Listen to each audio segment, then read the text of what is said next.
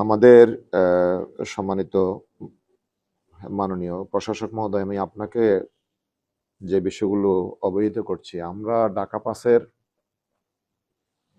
এলাকা তো 12টি ওয়ার্ড আপনি জানেন, 48 থেকে একেবারে 70 নম্বর ওয়ার্ড পর্যন্ত। এখানে আপনি যখন ছিলেন ডেপুটি মেয়র, তখন এখানে ছিল 3টি ওয়ার্ড, 48, 49, 50। তারপরে পর্যায়ক্রমে 62 থেকে আপনার 70 নম্বর ওয়ার্ড, এই 9টি ওয়ার্ড। এই 9টি ওয়ার্ড এবং আগের যে 3টি ওয়ার্ড, এই 3টি ওয়ার্ডের এখানে টোটাল 60টা অঞ্চল। 60টা অঞ্চলের মধ্যে 5টা অঞ্চল, 70 নম্বর ওয়ার্ডটা মানে 6 নম্বর অঞ্চল করছে। এই অঞ্চলগুলোর মধ্যে আপনার সবচেয়ে বেশি যে সমস্যা আমরা আছি, এখানে বর্জ্য ব্যবস্থাপনা এবং ড্রেনেজ সিস্টেম, জলাবদ্ধতা। এই জলাবদ্ধতার মূল কারণ হচ্ছে আমাদের যে খালগুলো, এগুলো বলা যায় ভরাট হয়ে গেছে।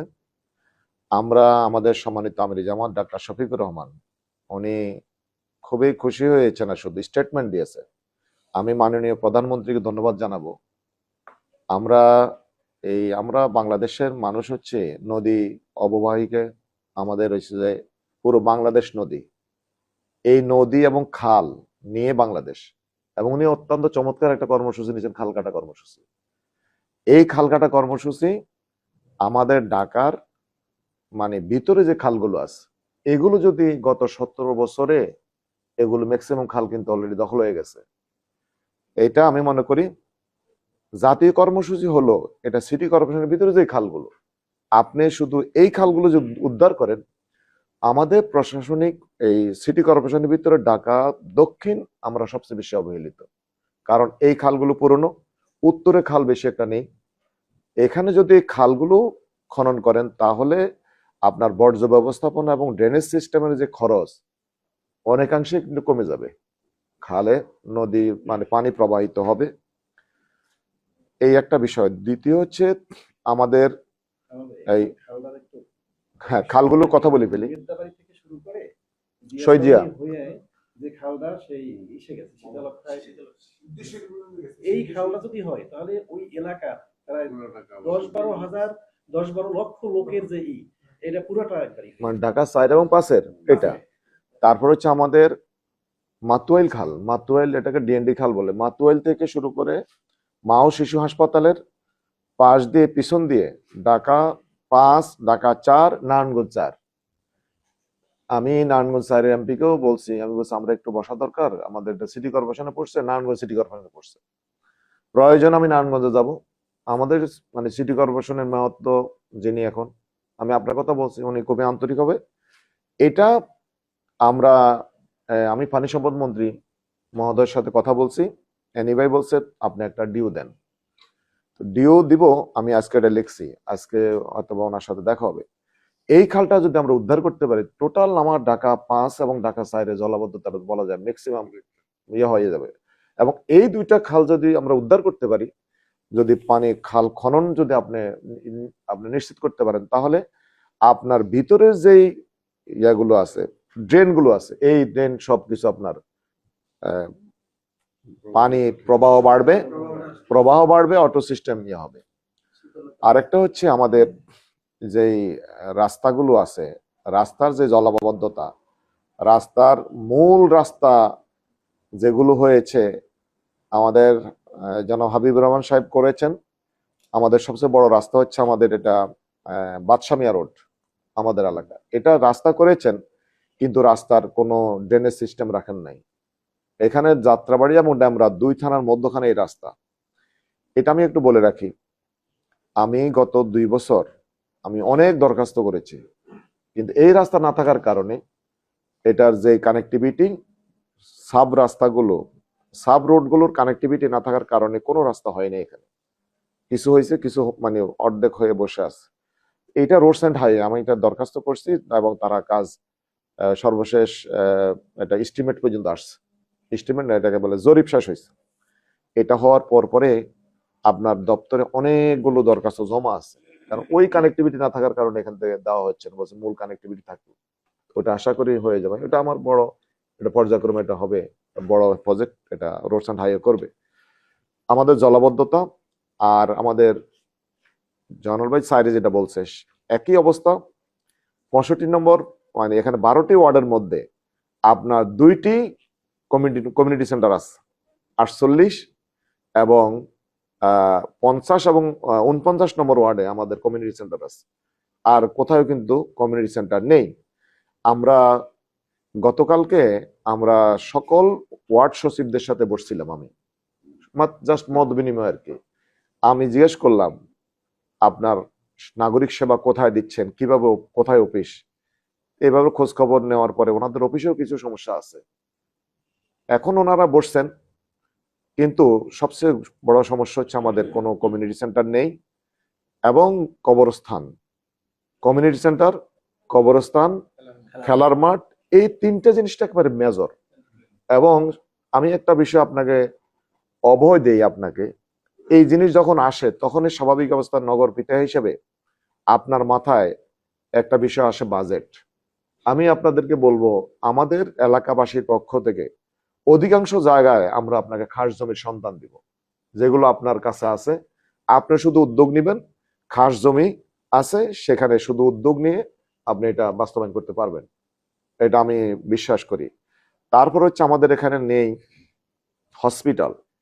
একটা হসপিটাল আছে যেটা আমাদের মা ও শিশু হাসপাতাল, এটা না অটোনমাস না রেভিনিউ, এর যে বিশাল গভীরতা, আমি গত 1.5 মাস 2 মাস অনেক কথা বলছি, বসছি, এবং যে অভিযোগগুলো আসছে এটাকে ভার্টিক্যালি এক্সটেনশন না করলে, যদিও এটা 10 তলা মানে অলরেডি ফাউন্ডেশন আছে কিন্তু এক্সটেনশন নাই, এটা আমি আপনাকে বলি এটার প্রথম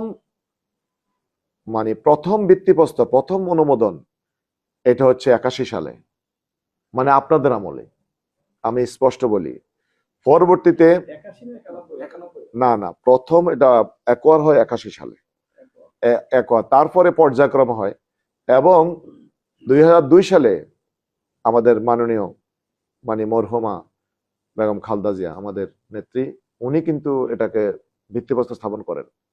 পরবর্তীতে এই দীর্ঘ 25-26 বছর এটার কিন্তু এক্সটেনশন হয় নাই, এবং সেখানে এখন হামের রোগী এত পরিমাণ বাড়ছে, সকালে মেসেজ দিচ্ছে, বিকালে মেসেজ দিচ্ছে, এখানে নাই সেই পর্যাপ্ত পরিমাণ সুবিধা। প্রতিদিন 2000 রোগী আসছে এখানে। আমি এখানে পরিচালক ব্রিগেডিয়ার জেনারেল আমদাদুল হক সাহেবের সাথে বসছি, আমি ওনার সাথে কথা বলছি, ভিজিট করেছি। এখানে আমাদের এক্সটেনশন করতেই হবে, একেবারেই এসেনশিয়াল, আমাদের এখানে হসপিটাল নেই। এটা হচ্ছে রাস্তার উত্তর পাশে, দক্ষিণ পাশে। আর উত্তর পাশে ড্যামরা এবং যাত্রাবাড়ি, আপনি জানেন মূল ঢাকা 5, এখানে কোনো হসপিটাল নেই। আমি আপনার এই সুদৃষ্টি কামনা করছি, এবং আমি মাননীয় স্বাস্থ্যমন্ত্রীর বরাবর আমি দরখাস্ত অলরেডি একটা প্রশ্ন লিখেছি লিখিতভাবে, হয়তো পয়েন্ট অফ অর্ডার আমি এটা কথা বলবো, এটা এই বিষয়টা জাস্ট আমি আপনাকে অবহিত করেছি। আমার ঢাকা 5-এর এখানে খেলার মাঠ এবং কবরস্থান, আজকেও আপনার এখানে একটা মিটিং আছে আমি জানি, সেই কবরস্থানের জন্য 68 নম্বর ওয়ার্ডের আমি সরাসরি 68 নম্বর কাউন্সিলর প্রার্থী, উনি অলরেডি একটা দরখাস্ত নিয়ে আসছেন, এটা দিব পরে। আর একবার সরাসরি এখানে আমরা প্র্যাকটিক্যাল দেখে জমি যেখানে আছে, কয়েকদিন আগে নির্বাহী প্রকৌশলী যারা আছেন তাদের সাথে বসছিলাম, ওনাদের সাথে মতামত নেওয়ার পরে ওনারা আমাকে বলছেন এই জায়গাটা খাস জমি, এটা আপনারা কবরস্থান করতে পারেন। এবং নাগরিকদের পক্ষ থেকে এলাকাবাসী, ইমাম সাহেব, সকল সাধারণ মানুষের সাথে মতামত নিয়ে আমরা এটা প্রস্তাব দিব, এবং ওই ম্যাপ সহ এটা আমরা আপনাকে দিয়ে যাবো আজকে ইনশাল্লাহ। এই মৌলিক বিষয়গুলো, ড্রেনেজের কথা বলছি, খাল পরিষ্কার করার কথা বলছি আমি, এবং আপনার সাথে কমিউনিটি সেন্টার কথা বলছি। এই বিষয়গুলো জনগণের চাহিদা দীর্ঘদিন, এবং খেলার মাঠ আমাদের ছেলে মেয়েদের। সর্বশেষ কথা হচ্ছে আমাদের এই ঢাকা সিটিতে যতগুলো স্কুল আছে, এই স্কুলের শিক্ষার মান সার্বিকভাবে আপনার যিনি এখানে শিক্ষা প্রতিষ্ঠানগুলো দেখেন, এই শিক্ষা প্রতিষ্ঠানের অনেক শিক্ষা প্রতিষ্ঠান দীর্ঘদিন এখানে পাঠদান করছেন। আমাদের এলাকা অনেক শিক্ষা প্রতিষ্ঠান আছে, তাদের আসলে কিন্তু বাস্তবিক অর্থে এখানে কিন্তু ডেভেলপমেন্ট হয় নাই। আমাদের রংমারা কলেজ তার শুরু থেকে পাঠদান করছেন, কলেজ হয়েছে, ওনারা বলল আমারে এই পর্যন্ত ওনারা অলরেডি একটা ভবন পায় নাই। আমি এই বিষয়গুলো বলছি, সকল বিষয়ে আপনি অবহিত। আমি মনে করি এলাকায় আপনার সফর হবে এবং সেই সফরে সকল রাজনৈতিক দলের অন্তর্ভুক্তি, বিশেষ করে আমরা যারা আছি। আমি আমার এলাকায় 12 তারিখ পর্যন্ত আমি বলছি আমি জামাত ইসলামীর এবং 11 দলীয় সমর্থিত এমপি প্রার্থী। 13 তারিখের পর দিন থেকে আমি ঘোষণা দিয়েছি এবং এখনো দিচ্ছি। আপনার সকল মিডিয়াতে আপনাকে দেখবেন আমি কিন্তু এখন দলের কোনো প্রার্থী নই, দলের কোনো এমপি নই, আমি জনগণের পক্ষ হয়ে আপনার সামনে যে কথাগুলো তুলে ধরেছি। এবং আমি মনে করি আমার এলাকায় মাননীয় প্রশাসক মহোদয় যখন ভিজিটে যাবেন তখন আমাদেরকেও যদি সম্পৃক্ত করেন, একটু অবহিত করেন, আপনি হয়তোবা আপনার পাশে যারা আছেন কর্মকর্তারা, তারা যদি আগে একটু নোটিশ দেন অথবা বলেন, তাহলে আমাদের জন্য যে কোনো বিষয়ে আপনার এই টোটাল সফরটা, সরকারি সফরটা ফলপ্রসূ হবে এবং আমরা মনে করি আর কি সুন্দর হবে ইনশাল্লাহ। আরেকটা সর্বশেষ কথা বলে আমি শেষ করছি। আইন শৃঙ্খলা, আমি মনে করি আইন শৃঙ্খলা এটা একটা নাগরিকদের অধিকার। আইন শৃঙ্খলা রক্ষা করা আমাদের একটা দায়িত্বের মধ্যে পড়ে এবং নগরপিতা হিসেবে আমি মনে করি আপনার দল, আমাদের দল, আমরা সকলেই দীর্ঘদিন পেশিবাদের জাঁতাকলে ছিলাম।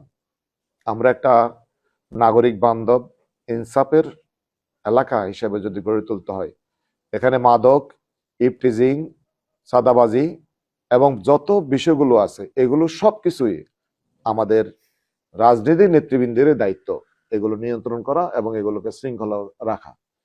সর্বশেষ আমাদের 1 তারিখ থেকে অভিযান শুরু করেছেন নির্বাহী ম্যাজিস্ট্রেটের নেতৃত্বে। আমাদের অভিযানে বিভিন্ন ফুটপাত দখল মুক্ত করার জন্য আমি এটা আপনার অনুমোদন এবং আছে এবং এটা আমি খুবই অ্যাপ্রিসিয়েট করেছি। কিন্তু অনুমোদন আমাদের পক্ষ থেকে, আপনার পক্ষ থেকে উদ্যোগ নিয়েছেন এবং সিটি কর্পোরেশন এবং আমরা সকলে মিলে যদি এটা কাজ বাস্তবায়ন করতে চাই তাহলে সেখানে বিকল্প দিতে হবে তাদেরকে। এটা আমার সর্বশেষ কথা। বিকল্প হচ্ছে আমার পক্ষ থেকে আমি একটু যদি বলি, এদেরকে যদি আমরা হলিডে মার্কেট দেই শুক্রবার শনিবার, কারণ একেবারে উচ্ছেদ করলে তো তারা কোনো না কোনো অবলম্বন করতে হবে। তো এই ক্ষেত্রে আমি মনে করি সপ্তাহে 2 দিন যদি আপনি হলিডে মার্কেট দেন, এখানে প্রত্যেকটা ওয়ার্ডে কোনো না কোনো রাস্তা ফাঁকা আছে, তারা বসবে। আরেকটা হচ্ছে আমাদের এই সিটি কর্পোরেশনে আরেকটা বিষয় আমি বলবো আপনাকে, সিটি কর্পোরেশনে মাছ বাজার, সবজি বাজার এখানে সেখানে এবড়ো থেবড়ো বিচ্ছিন্নভাবে এটা না করে একটা নির্দিষ্ট জায়গা প্রতিদিন সকাল 6টা থেকে 9টা মানে কাঁচা বাজার বসবে। তাহলে একটা ওয়ার্ডে 1-2টা জায়গা যদি সিলেক্ট করে দিতে পারি তাহলে বিচ্ছিন্ন বিক্ষিপ্ত সারাদিন কাঁচা বাজার, সারাদিন আপনার সবজি মাছ নিয়ে বসে থাকা এবং রাস্তায় ভোগান্তি সৃষ্টি করা, এই বিষয়গুলো সুন্দর হবে না। আমি মনে করি এইটাকে যদি শৃঙ্খলার মধ্যে আনতে পারি আমরা, তাহলে আমাদের মনে নাগরিকদেরও সুবিধা হবে এবং একটা নিক্লিন ঢাকা। বর্জ্য ব্যবস্থাপনা করতে বলছি আমি, আমাদের রাস্তাঘাটগুলোকে ঝাড়ু দেয় না, এটা নাগরিকরা ব্যাপকভাবে কথা বলছে। যারা এই দায়িত্বে আছে তাদেরও একটু দৃষ্টি আকর্ষণ করবেন। আমি অনেকগুলো কথা বলছি, এর থেকে বেশি ইনফরমেশন আপনার কাছে আছে। আপনি নিঃসন্দেহে কাজ করছেন, দিন রাত কাজ করছেন, পরিশ্রম করছেন। আমি মনে করি এটা আপনার দায়িত্ব এবং আপনার যথাযথভাবে পালন করছেন, পরিশ্রম করছেন। আপনার রাজনৈতিক অভিজ্ঞতা থেকে আমাদের নাগরিকদের এই সমস্যা লাগবে দূরীকরণে আপনি যথাযথ ভূমিকা পালন করবেন, এই প্রত্যাশা আমি রাখছি।